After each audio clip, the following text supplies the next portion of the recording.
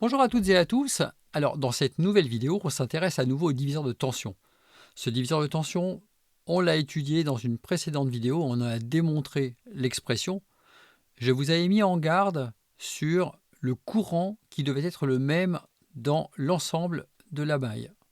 Ça veut dire le même dans les deux résistances. Ici, on va voir quelle sera l'incidence de la présence d'une résistance de charge aux bornes de la résistance R2, celle sur laquelle on vient prélever la tension de sortie du diviseur de tension.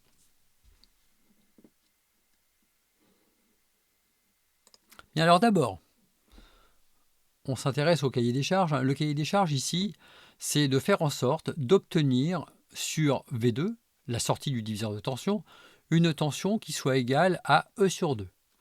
Pour ça, on choisit d'avoir R1 et R2 strictement égales à 10 kΩ. Alors effectivement, si on applique la relation du diviseur de tension,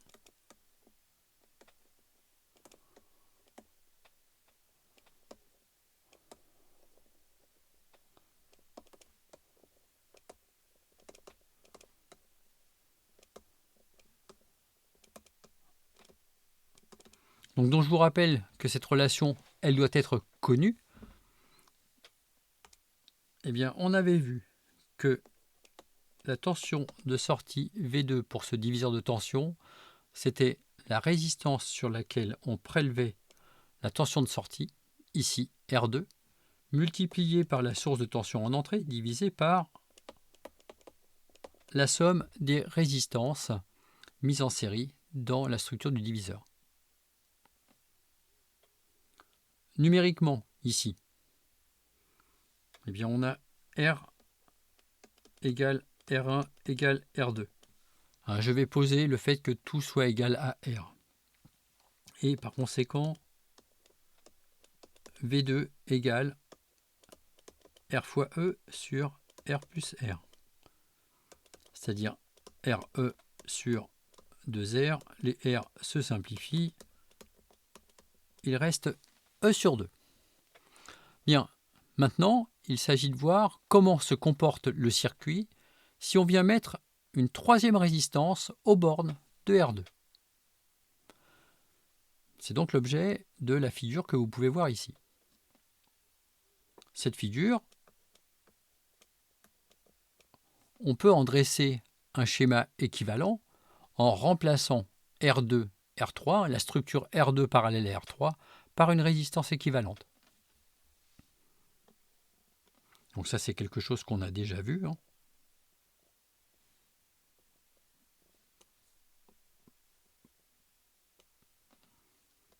Donc ici, la source de tension E, ici R1, alors que je vais noter R pour la suite, et ici, ma résistance équivalente REQ.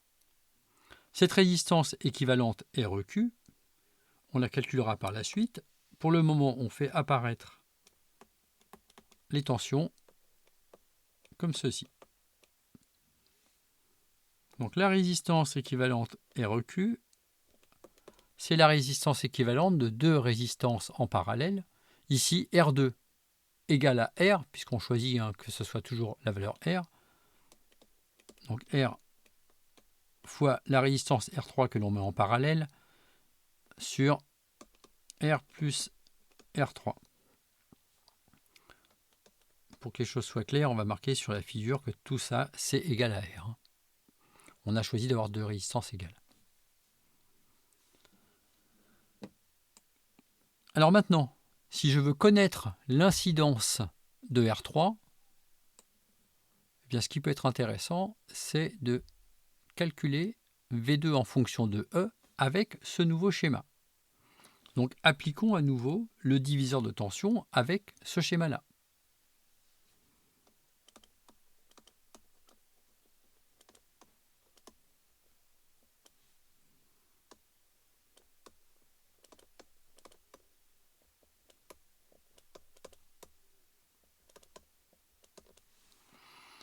Alors avec ce schéma, le diviseur va donc s'exprimer sous la forme V2 égale REQ, puisque c'est sur REQ que l'on viens prélever la tension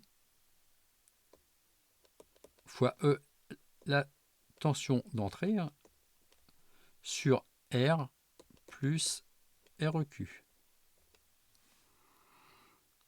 Pour pouvoir étudier le comportement en fonction de R3, j'ai plusieurs possibilités maintenant.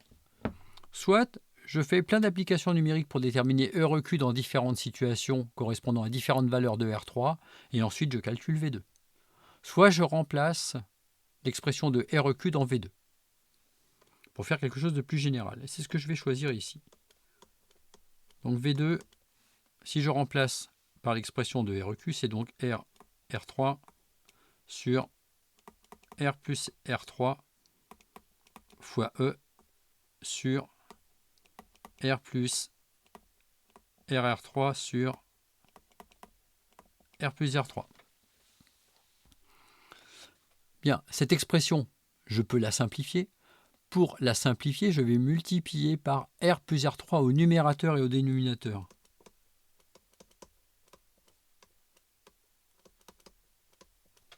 Tout ça, bien sûr, je vais le distribuer. Hop, je vais le distribuer ici. Ça va faire disparaître ce qui se trouve au dénominateur ici. Et bien sûr, je vais le distribuer sur le dénominateur ici, ce qui va me permettre de faire disparaître ce terme-là et faire apparaître du R plus R3 multiplié par R ici. Donc, on obtient R3 fois E sur R fois R plus R3 plus R3. Bien, alors tout ça, ça peut s'arranger encore un petit peu. Pour l'arranger, je vais distribuer tout ce qui se trouve au dénominateur.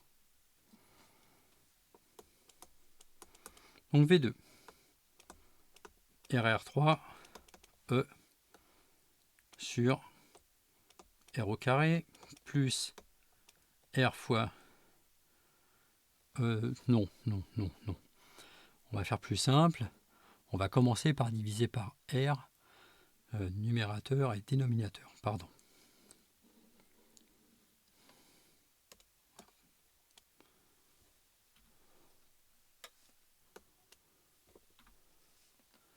Donc ici, il y a du R en facteur sur chacun des termes. Donc je viens simplifier ces différents termes. On serait arrivé au même résultat, mais c'était mieux de le faire tout de suite comme ça. Donc je recopie ce qu'il reste. R3E sur R plus R3 plus R3. On va maintenant continuer à ranger un petit peu. R3E sur R plus 2R3. Et maintenant, logiquement, je vais diviser par R3 au numérateur et au dénominateur pour faire apparaître du E sur 2 plus R sur R3. Donc voilà la relation qui est intéressante, que l'on va recopier ici.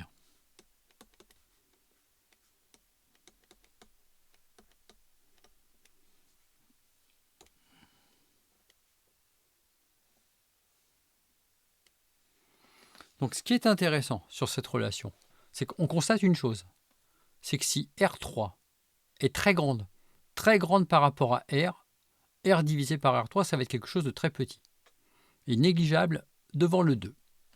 Donc devant le 2 qui se trouve ici. Si bien qu'il va nous rester du E sur 2, ça correspond à la situation idéale. Donc si la résistance R3 est très grande, bien tout se passe comme si elle n'était pas là. Alors très grande, ça veut dire très grande devant R2. Très grande devant R. À mesure que la résistance R3 va diminuer, ce rapport-là ne va plus être négligeable par rapport à 2. Et la conséquence, c'est que V2 va diminuer. Alors, ce qui est intéressant, c'est de voir comment ça va se comporter avec des valeurs un peu plus concrètes. Et ce que je vous propose, c'est d'effectuer le tracé avec GeoGebra. Donc on va switcher sur un autre écran. Et ici, on va donc se rendre sur GeoGebra.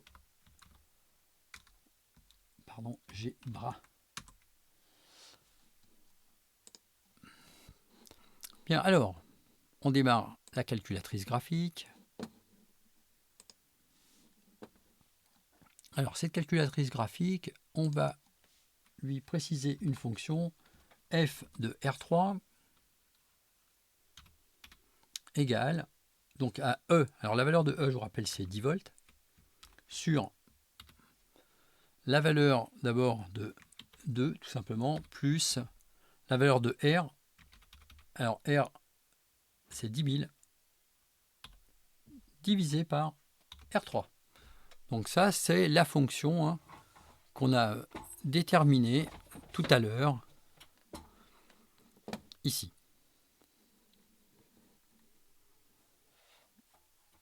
Donc c'est celle qu'on a tapée dans GeoGebra.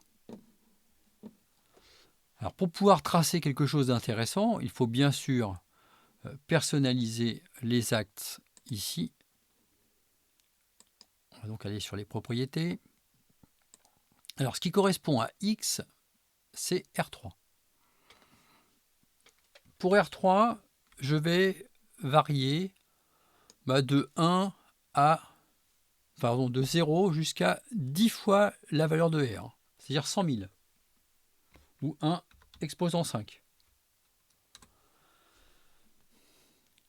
Pour le minimum sur Y, de façon à ce que ce qu'on continue à voir l'axe, je vais mettre moins 0,1. Et puis la valeur maximale, de toute façon, comme on le sait, la valeur maximale, c'est E sur 2. Notre valeur de V2 ne peut pas dépasser E sur 2. Donc au lieu de mettre 5 précisément, je vais mettre 5,1 par exemple. Voilà.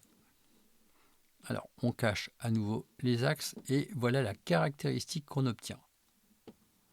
Donc sur cette caractéristique, voilà, je déplace un petit peu pour qu'on puisse voir correctement les axes. Donc ce que l'on voit, c'est l'évolution de la valeur de V2. Donc ici, lorsque la résistance R3 est grande, on a un V2 qui est pratiquement égal à 5 volts. Alors on n'y est pas tout à fait, puisque là on est à 4,5. On va aller un petit peu plus loin, ici. Voilà. Et on va aller plutôt à 1 exposant 6. Voilà, c'est plus intéressant sous cette forme-là. Donc ici, ce que l'on voit, c'est qu'on a pratiquement 5 volts lorsque la résistance est très élevée. Lorsqu'elle est proche d'un mégaohm, c'est-à-dire 100 fois la valeur de la résistance R du pont diviseur, bien là, ça ne pose pas trop de problèmes. Et jusqu'à un certain point ici, on voit que l'incidence est relativement limitée. Quand je suis à 500 000, c'est-à-dire 50 fois la valeur de ma résistance R sur le pont diviseur, ça va, on a pratiquement les 5 volts. En revanche, quand on a exactement la même valeur, quand on se retrouve à 10 000, donc 10 000 c'est par ici, eh bien on a divisé le signal par 2. Logique. Hop, on peut zoomer un petit peu, donc à 10 000, on se trouve ici, et on va avoir du 3,3. Bon, c'est normal, on se retrouve à 2/3 de la valeur finale.